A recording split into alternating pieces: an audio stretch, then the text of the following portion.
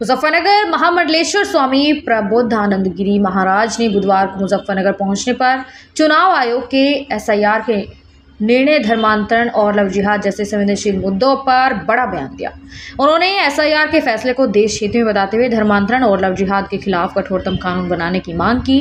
महामंडलेश्वर स्वामी प्रबोधानंद गिरी महाराज ने चुनाव आयोग द्वारा देश भर में लागू किए गए एसआईआर के निर्णय का समर्थन किया। उन्होंने कहा कि चुनाव आयोग का एसआईआर का जो निर्णय है वह देश हित में है और उत्तम निर्णय है। हिंदू रक्षा सेना और मैं स्वयं इसका समर्थन करता हूं और धन्यवाद भी देता हूं। उन्होंने कहा कि अगर यह एसआईआर 10 से 15 साल पहले लागू किया जाता तो देश की सुरक्षा आसान होता करना। उन्होंने तर्क दिया कि देश की वर्तमान कानून व्यवस्था के कारण देशद्रोही और विदेशी आतंकवादी भी यहां आकर वोटर बन जाते हैं, जो चुनाव को प्रभावित करते हैं और देश को राष्ट्रद्रोहिता की तरफ ले जाते हैं। स्वामी प्रबोधानंद गिरी ने चुनाव आयोग से अपील की कि एसआईआर को पूरे देश में कड़ाई के साथ पालन कराया जाए। उनका कहना था कि एक व्यक्ति एक वोटर हो और वह व्यक्ति केवल हिंदुस्तान का ही नागरिक हो। धर्मांतरण के सवाल पर उन्होंने इसे देश के लिए संगीन मामला बताया। उन्होंने कहा कि जब धर्मांतरण होता है तो राजतंत्रण होता है, जिसका अर्थ है राष्ट्र के खिलाफ लोगों को तैयार करने का काम होता है। उनका आरोप है कि धर्मांतरण बड़ी मात्रा में ईसाई और इस्लाम धर्म के द्वारा किया जाता है, जो भारत में पूरी तरह अवैध है। उन्होंने सरकार से कड़ाई के साथ इसे रोकने की मांग की। धर्मांतरण को 302 जैसा अपराध मानना चाहिए। अगर कोई धर्मांतरण करता है और कराते हुए पकड़ा जाता है तो उसे आजीवन कारावास या मृत्यु दंड जैसी सजा देनी चाहिए, तभी भारत में धर्मांतरण रुक सकता है। उन्होंने चेतावनी दी कि अगर धर्मांतरण नहीं रुका तो राजतंत्रण होगा और देश का बचा हुआ भाग भी पाकिस्तान की तरफ जा सकता है।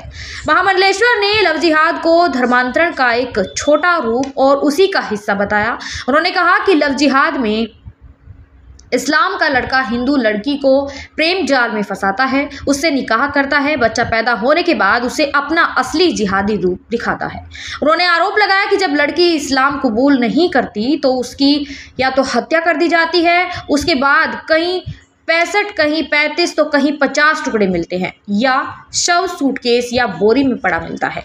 उन्होंने मांग की कि लव जिहाद के खिलाफ भी कानून में प्रावधान लाया जाए और इसे भी हत्या 302 जैसे अपराध माना जाए।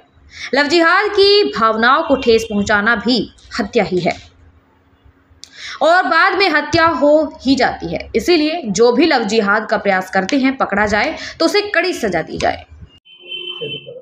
महाराज जी मुजफ्फरनगर पहुंचे हैं, उसके पीछे कोई मकसद है?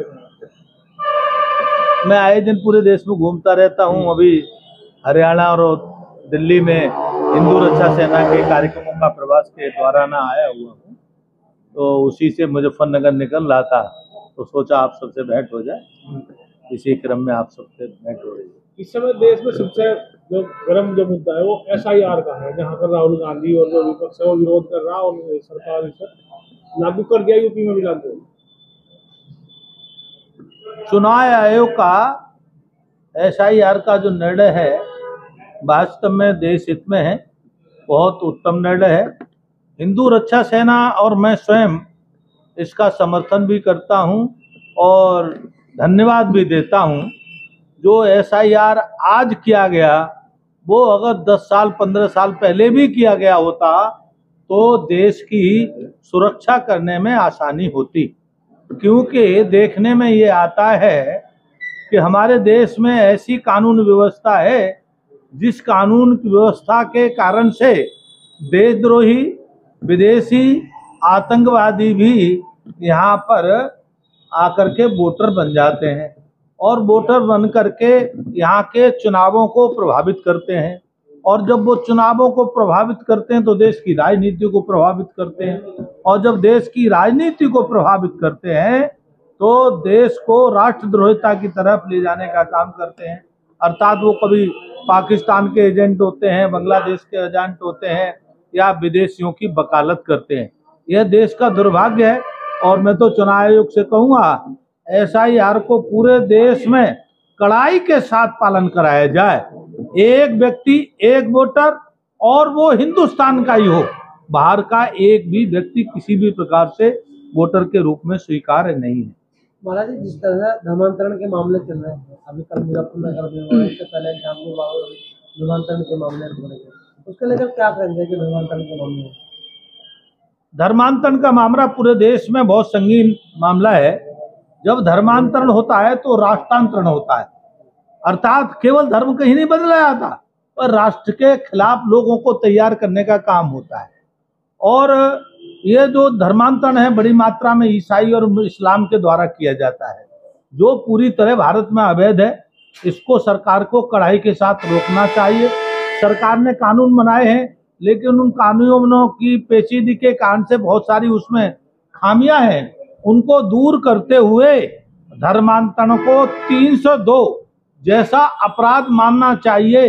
अगर कोई धर्मांतरण कराता है और कराते हुए पकड़ा जाता है तो उसे आजीवन कारावास या मृत्युदंड जैसी सजा मिले, तभी भारत में धर्मांतरण रुक सकता है। क्योंकि अगर धर्मांतरण नहीं रुका तो राष्ट्रांतरण होगा, और राष्ट्रांतरण का मतलब है कि हिंदुस्तान से कट के पाकिस्तान बना, तो बचा हुआ भाग भी हिंदुस्तान कहीं पाकिस्तान की तरफ ना जाए। इसीलिए धर्मांतरण रोकना बहुत आवश्यक है, अति आवश्यक। लव जिहाद के मामले में क्या कहेंगे? लव जिहाद के मामले में धर्मांतरण का एक छोटा रूप लव जिहाद है। ये धर्मांतरण का ही हिस्सा है। क्योंकि लव जिहाद में क्या होता है कि पहले इस्लाम का लड़का हिंदू लड़की को फंसाता है, प्रेम के ढोंग में उसको फंसाता है, और उसके बाद उसको ले जाता है, स्वप्न दिखाता है। जब वह लड़की से वो निकाह कर लेता है या बच्चा पैदा हो जाता है, तब उस जिहादी का असली रूप दिखाई देता है। और असली रूप पता दे लगता है कि वह रावण का वंशज है, राक्षसों का वंशज है। उस पर अत्याचार करता है, और अत्याचार इसलिए करता है कि उसे इस्लाम जबरदस्ती कबूल करवाना चाहता है। और जब वो लड़की इस्लाम कबूल नहीं करती तो उसकी हत्या हो जाती है। कहीं श्रद्धा के नाम पर 65 टुकड़े मिलते हैं, कहीं 35 टुकड़े मिलते हैं, कहीं 50 टुकड़े मिलते हैं, कहीं सूट केस में पड़ी हुई मिलती है, तो कहीं पर बोरी में पड़ी हुई मिलती है।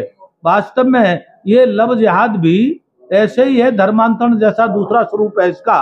इसीलिए मैं इसको भी कहूँगा कानून में प्रावधान लाएं।